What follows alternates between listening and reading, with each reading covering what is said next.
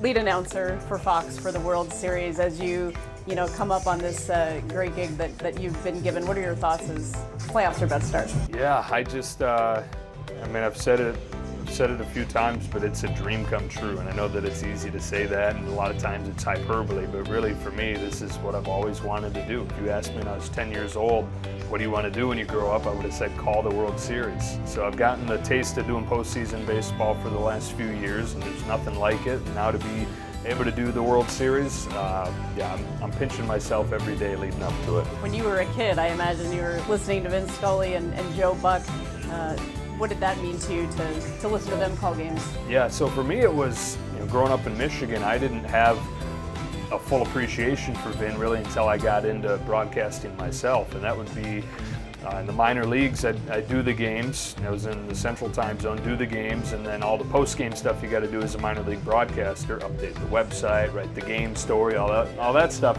I would turn the West Coast broadcasts on, and obviously Vin would be the first one that I would turn on, and master class, and you learn from him every time you turn them on. And then 2016, where I was doing the road games and he was doing the home games, it was part of the job to watch the home games, so I got, again, 81 master classes in how to do the job. When this is your office view every day for 81 home games and then playoffs, what are your thoughts when you look out here every day? Yeah, it's a reminder every day how lucky I am. And I do remind myself every day. I shouldn't need, and nor do I need, this backdrop to remind me, but it's a constant reminder that I've got it as good as anybody. And I think that the best way to what is happiness, what is success, I think it's to be able to say you wouldn't trade your situation, you wouldn't trade your life with anybody. And every time I come here and look out here, I think that's the case. Last one, with Vin's passing, what will you take from him most as a person and a broadcaster?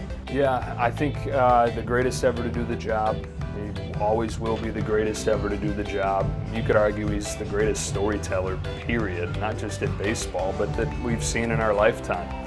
The way that he incorporated those stories and made the players human, I think that there's the human nature is to enjoy storytelling. And I took that from him from a kind of fundamental announcer standpoint. His main advice to me was the same advice Red Barber gave him when he started in 1950, and that was to be himself. He told me, be yourself. And it's simple, but I remind myself all the time. And I didn't know him that well, but as he's passed and we hear so many stories from people that they have about Vin and at his service, hearing his kids talk, my most lasting takeaway, forget all the amazing on-air stuff, is how his family talked about him. Not just the greatest ever to do this job, but an amazing father and grandpa.